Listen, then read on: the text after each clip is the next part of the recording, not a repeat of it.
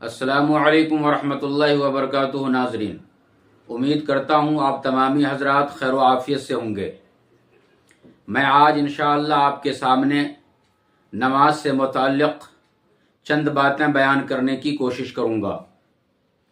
میرے دوستو، یاد رکھیے، دنیا میں جتنی بھی فرض عبادتیں ہیں، اللہ تبارک و تعالیٰ نے ان تمام عبادتوں کو اس روئے زمین کے اوپر نازل فرمایا، لیکن قربان جائیے نماز جیسی بہترین عبادت کے اوپر کہ جب نماز کی فرضیت کی باری آئی تو اللہ تبارک و تعالیٰ نے آقائے دو جہاں محمد مصطفیٰ صلی اللہ علیہ وسلم کو عرش کے اوپر بلایا اور پھر اس کے بعد واپسی میں نماز کا تحفہ عطا فرمایا۔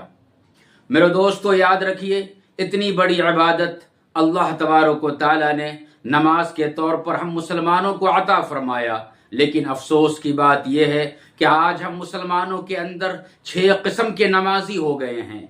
ان میں سے سب سے پہلی قسم آپ یاد رکھیے، ایک ہے اصلی نمازی، ایک ہے فصلی نمازی، ایک ہے نقلی نمازی، ایک ہے 8 کی نمازی، ایک ہے کھاٹ کی نمازی اور ایک ہے 360 کی نمازی۔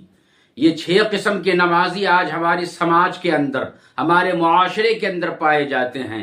ان 6 کی تفصیل میں آپ کے سامنے رکھنے کی کوشش کر رہا ہوں، آپ تمامی حضرات بغور سماعت فرمائیے۔ نمبر 1، اصلی نمازی۔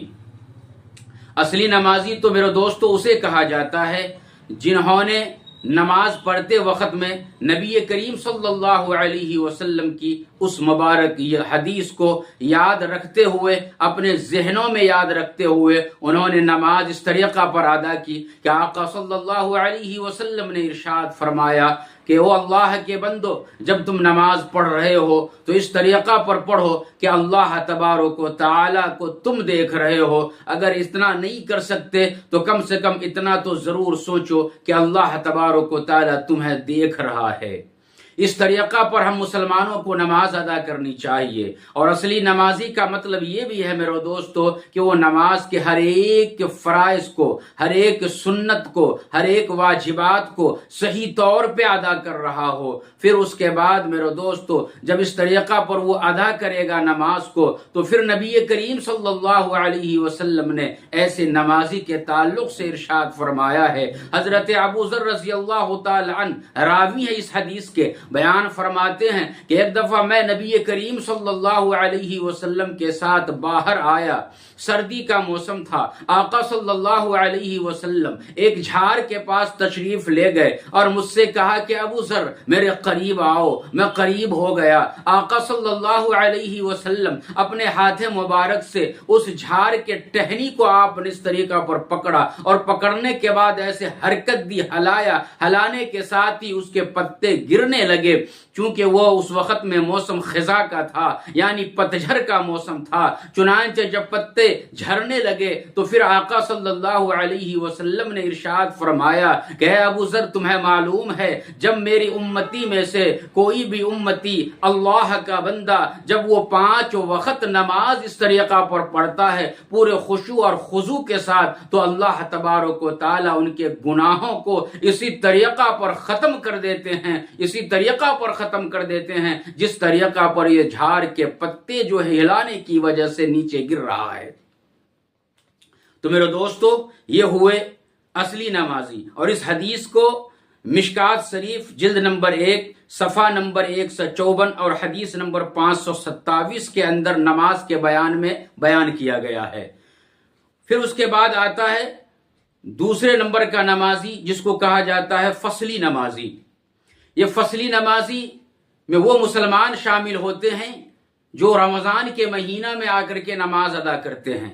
رمضان مبارک کا مہینہ وہ مبارک مہینہ ہے جس میں اللہ تبارک و تعالیٰ نے فرض عبادت کا ثواب 70 فرضوں کے برابر دیا ہے اور نفلی عبادت کا ثواب فرض کے برابر عطا فرماتا ہے۔ تو میرے دوستو، یہ وہ مبارک مہینہ ہے جس میں اللہ تبارک و تعالی شیاطین کو مکمل طور پہ قید کر دیتا ہے۔ یہی وجہ ہے کہ شراب پینے والا پورے مہینہ شراب سے توبہ کر لیتا ہے، کوئی گناہ کا کام کرنے والا پورا مہینہ گناہوں سے توبہ کر لیتا ہے۔ ہر ایک مسلمان یہ چاہتا ہے کہ میں تمام گناہوں کو چھوڑ دوں اور مسجد کی جانب بڑھتا چلا جاؤں۔ یہی وجہ ہے کہ جب اذان ہوتی ہے تو اذان کی آواز سننے کے ساتھ ہی ہر مسلمان اپنے اپنے کاموں کو چھوڑتا ہے اور مسجد کی طرف چلا جاتا ہے، اور جانے کے بعد وہ نماز ادا کرتا ہے۔ پوری رات پورے دن مکمل طور پہ نمازیوں کا آنا جانا لگا رہتا ہے۔ 4 آئے، پھر اس کے بعد 4 گئے تو پھر 6 آ گئے۔ الغرض پورے دن اور پوری رات نماز پڑھنے والے یوں ہی آتے رہتے ہیں اور نماز پڑھ کر کے جاتے رہتے ہیں۔ یہ ہو گیا میرے دوستو نماز، یہ فصلی نماز پڑھنے والے کہ جب رمضان کا مہینہ آتا ہے مسجد کے اندر چلے جاتے ہیں، نماز پڑھ لیتے ہیں، لیکن جو ہی رمضان کا مہینہ ختم ہوتا ہے تو ایسی صورت میں پھر یہ سب کے سب نمازی مکمل طور پہ ختم ہو جاتے ہیں اور مسجد کے اندر پھر جب ہی نظر آتے ہیں جب اس کے بعد دوسری دفعہ جو رمضان کا مہینہ آتا ہے۔ تو یہ ہو گئے فصلی نمازی، اور ایک ہے میرے دوستو نقلی نمازی۔ نقلی نمازی ہمارے مسلمانوں میں سے وہ مسلمان بھائی ہیں جنہیں نماز کے فرائض نہیں معلوم، جنہیں نماز کے سنتیں نہیں معلوم، جنہیں نماز کے واجبات نہیں معلوم۔ انہیں صرف اتنا معلوم ہے کہ نماز میں کھڑا ہوا جاتا ہے، رکوع کیا جاتا ہے، پھر سجدہ کیا جاتا ہے، اٹھ بیٹھ کرتے ہیں اور پھر اس کے بعد نماز پڑھ کر کے اب مسجد سے نکلتے ہیں اپنے موج کے اوپر یوں تاؤ دیتے ہوئے کہ میں نماز پڑھ کر کے مسجد سے نکل رہا ہوں۔ میرے دوستو، یہ لوگ، یہ نماز پڑھنے والے ایسے ہی نمازی ہے۔ میں آپ کو ایک لطیفہ سناتا ہوں، مجھے ایک لطیفہ یاد آ گیا کہ ایک بہرا آدمی ایک محلے کے اندر رہتا تھا، اس کے پڑوس میں ایک مالدار آدمی تھا جو بیماری کے اندر مبتلا ہو گیا، اور ایسی بیماری انہیں پکڑی کہ اس بیماری کی وجہ سے اس کا اٹھنا بیٹھنا مشکل ہو گیا۔ لوگوں کا آنا جانا شروع ہو گیا، رشتہ دار آ رہے ہیں، دیکھ رہے ہیں، تیمارداری کر رہے ہیں اور پھر جا رہے ہیں۔ بہرے آدمی نے یہ دیکھا کہ بھائی یہ آدمی ہمارا پڑوسی جو مالدار ہے وہ بیمار ہو گیا ہے، مجھے بھی چاہیے کہ میں بھی ان کے پاس جاؤں اور ان سے ان کی طبیعت کا حال جانوں۔ چنانچہ انہوں نے سوچا کہ میں تو بھائی کم سنتا ہوں، اگر میں وہاں پہ جا کر کے ان سے کہوں تو کیا کہوں گا، کس طریقہ پر کہوں گا، وہ جو بولے گا میں وہ سن پاؤں گا یا نہیں سن پاؤں گا۔ لیکن انہوں نے کہا کہ مجھے جانا ہے، اور جانے سے پہلے انہوں نے کچھ سوال اپنے ذہنوں کے اندر بیٹھا لیے کہ میں یہ سوال کروں گا اور اس کا جواب اس طریقہ پر وہ دے گا۔ چنانچہ وہ بہرا آدمی اپنے دل میں سوچا کہ جب میں جاؤں تو سب سے پہلے میں اس آدمی کو سلام کروں گا، یقیناً وہ میرے سلام کا جواب دے گا۔ پھر اس کے بعد میں ان سے پوچھوں گا کہ آپ کی طبیعت کیسی ہے، وہ کہے گا کہ پہلے سے میری طبیعت اچھی ہے، تو میں کہوں گا کہ ماشاءاللہ بڑی خوشی کی بات ہے۔ پھر میں ان سے پوچھوں گا کہ علاج کس ڈاکٹر سے آپ کرا رہے ہیں، میں ان سے وہ اس کے جواب میں چونکہ مالدار آدمی ہے وہ کہے گا کہ میں فلاں ڈاکٹر سے علاج کرا رہا ہوں، وہ ڈاکٹر کافی اچھا ہوگا، تو میں کہوں گا ماشاءاللہ ڈاکٹر بھی کافی اچھا ہے۔ پھر اس کے بعد میں پوچھوں گا کہ بھئی کھانے میں کیا لے رہے ہو، تو وہ چونکہ مالدار آدمی ہے تو غذا بھی کافی اچھا اور شاندار طریقہ پر لے رہا ہوگا، پھر میں کہوں گا کہ ماشاءاللہ غذا بھی کافی اچھا ہے۔ یہ سوچ کر کے وہ بہرا آدمی، کم سننے والا آدمی مالدار شخص کے دروازے پہ گیا، گھر کے پاس گیا اور ڈور بیل بجا کر کے اس نے زور سے سلام کیا۔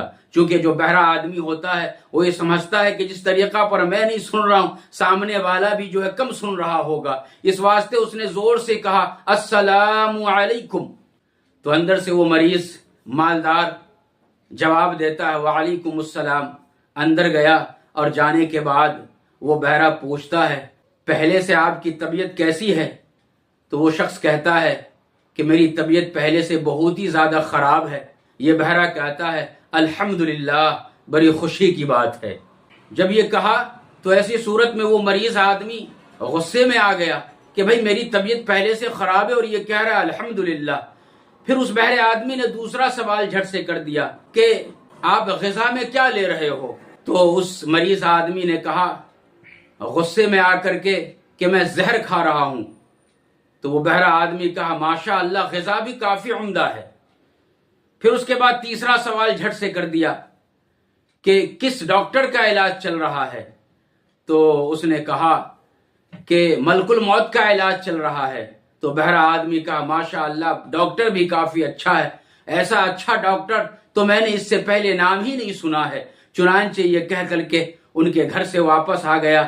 واپس اس طریقہ پر آیا کہ وہ خوش ہو گیا کہ میں نے بیمار کی تیمارداری کر لی. لیکن تم نے تیمارداری کری یا پھر اس کا دل دکھایا ہے؟ وہ آدمی خوش ہو گیا، خوش ہو کر کے جاتا ہے. ٹھیک اسی طریقہ پر میرے دوستو جو نقلی نمازی ہوتا ہے وہ نماز کے لیے مسجد میں تو آ جاتا ہے لیکن نماز کے فرائض اسے معلوم نہیں ہوتے ہیں. اس طریقہ پر وہ اٹھ بیٹھ کر کے چلا جاتا ہے خوش ہو کر کے کہ میں نے نماز ادا کر لی. لیکن یاد رکھیے مسلمانوں، جو نقلی نمازی ہوا کرتا ہے نبی کریم صلی اللہ علیہ وسلم نے اس کے تعلق سے ارشاد فرمایا ہے کہ اس طریقہ پر نماز پڑھنے والا جنہوں نے رکوع صحیح طریقہ پر نہ کیا، سجدے صحیح طریقہ پر نہ کیا اور قیام صحیح طریقہ پر نہ کیا، اس کے نماز کو اللہ تبارک و تعالیٰ کے حکم سے فرشتے اس کی نماز کو پرانے کپڑے میں لپٹ کر کے اس کے منہ کے اوپر، نماز پڑھنے والے کے منہ کے اوپر مار دیا جاتا ہے.